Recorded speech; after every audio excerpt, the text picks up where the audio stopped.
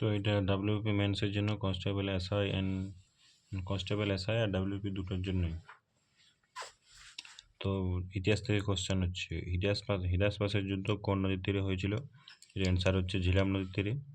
কত খ্রিস্টাব্দে আলেকজান্ডারের মৃত্যু হয়? 323 খ্রিস্টপূর্বাব্দে। আলেকজান্ডারে কোথায় মৃত্যুবরণ করেন? হচ্ছে ব্যাবিলিয়নে। জৈনদের 24তম বা শেষ তীর্থঙ্কর কে ছিলেন? মহাবীর।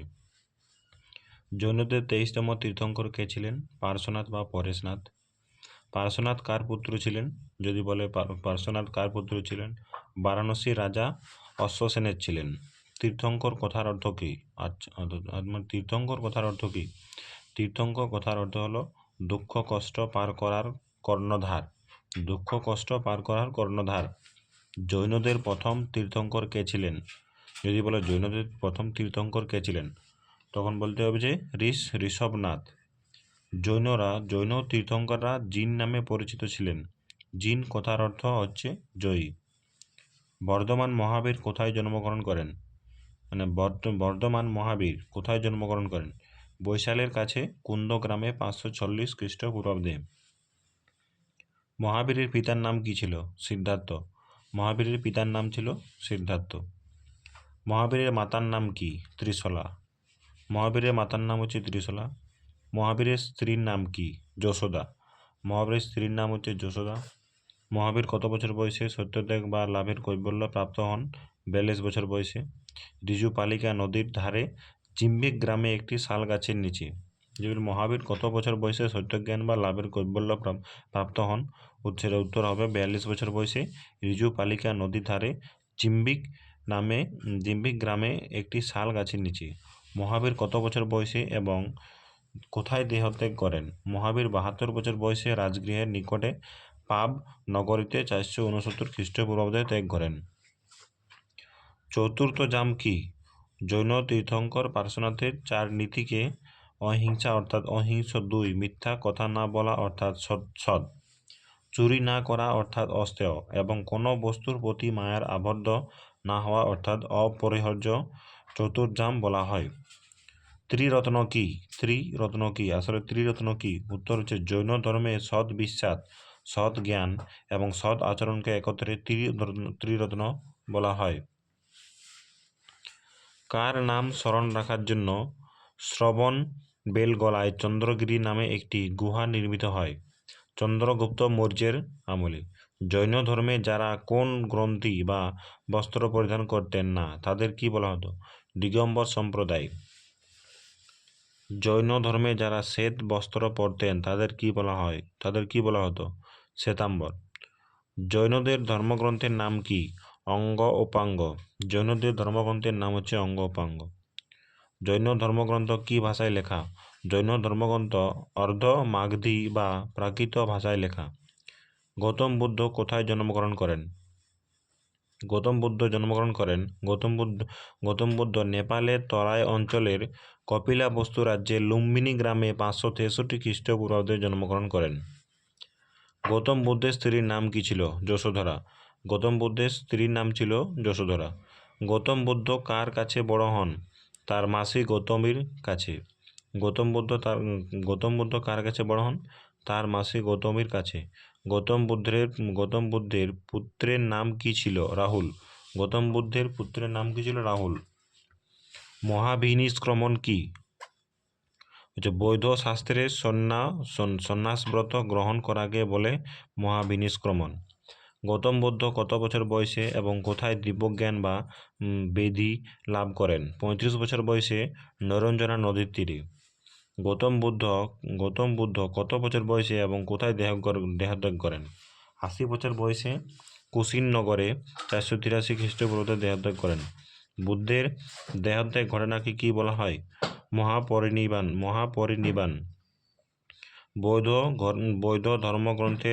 বৌদ্ধ ধর্মগ্রন্থের নাম কি? ত্রিপিটক। বিনয় পিটক, সূত্র পিটক এবং অভিধর্ম পিটক। বিনয় পিটক, সূত্র পিটক এবং অভিধর্ম পিটক। অষ্টাঙ্গিক মার্গ কি? আসক্তি বিনাশের জন্য বুদ্ধ পথের কথা বলেছেন।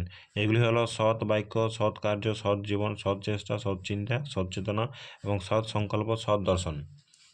আর্য সত্য কি? বৌদ্ধ ধর্ম মতে মানুষের জীবনে দুঃখ আছে, মানুষের জীবনে দুঃখের কারণও আছে।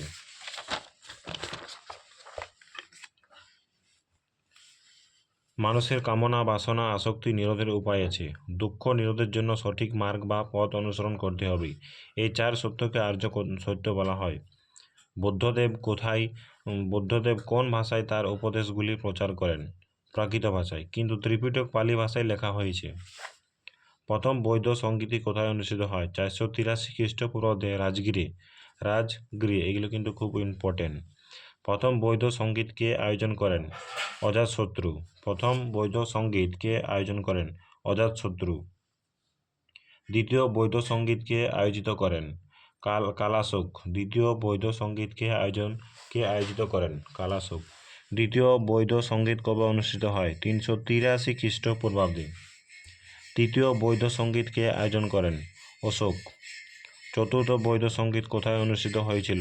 কুষাণ রাজ কনিষ্কের সময় কাশ্মীরের কুন্দল বিহারে। চতুর্থ বা শেষ বৈদিক সঙ্গীত কবে সভাপতিত্ব করেন? অশ্বঘোষ। বুদ্ধের ঘোড়ার নাম কি ছিল? কণ্টক। বুদ্ধের ঘোড়ার নাম কি ছিল? কণ্টক। বুদ্ধের সারথীর নাম কি ছিল? ছন্ন। বুদ্ধের সারথীর নাম কি ছিল? ছন্ন। বৌদ্ধদের উপাসনা গৃহকে কি বলা হতো? চৈত্য। চন্দ্রগুপ্ত মৌর্য কত খ্রিস্টপূর্বাব্দে মগধের সিংহাসনে বসেন? 321 খ্রিস্টপূর্বাব্দে। 321 খ্রিস্টপূর্বাব্দে বসেন। চন্দ্রগুপ্ত মৌর্য কাকে সিংহাসনচ্যুত করে মগধের সিংহাসনে বসেন? ধননন্দকে। চন্দ্রগুপ্ত মৌর্য কাকে সিংহাসনচ্যুত করে মগধের সিংহাসনে বসেন? ধননন্দকে। মেগাস্তিনিস কার দূত ছিলেন? গ্রিক সেনাপতি সেলুকাসের দূত ছিলেন। মেগাস্তিনিস কার আমলে ভারত আসেন? চন্দ্রগুপ্ত মৌর্যের আমলে ভারত আসেন। মেগাস্তিনিসের লেখা গ্রন্থের নাম কি? ইন্ডিকা। চন্দ্রগুপ্ত মৌর্যের পর মগধের সিংহাসনে কে বসেন? বিন্দুসার।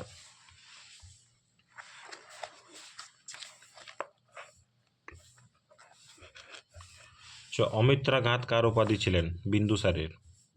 অশোকের ব্রাহ্মলিপির পাঠোদ্ধার করেন কে? 1837 খ্রিস্টাব্দে জেমস প্রিন্সেপ। কোন গ্রন্থ থেকে জানা যায় যে অশোক তার 99 জন ভাইকে হত্যা করেন? বৌদ্ধ ধর্মগ্রন্থের দ্বীপ বংশ ও মহাবংশ থেকে। অশোক কত খ্রিস্টপূর্বাব্দে সিংহাসনে বসেন? 264 খ্রিস্টপূর্বাব্দে। বৌদ্ধ ধর্মগ্রন্থ প্রচারের জন্য অশোক কাকে শ্রীলঙ্কায় পাঠান? মহেন্দ্র ও সংঘমিত্রাকে। রাজতরঙ্গিনী গ্রন্থটি কার লেখা? কলহনের লেখা। রাজতরঙ্গিনী গ্রন্থটি কার লেখা? কলহনের লেখা। শ্রীনগর শহরের প্রতিষ্ঠাতা কে? অশোক। অশোকের দুই কন্যার নাম কি ছিল? সংঘমিত্রা ও চারুমতি। অশোকের দুই কন্যার নাম কি ছিল? সংঘমিত্রা ও চারুমতি। মৌর্য বংশের সর্বশেষ রাজা কে ছিল?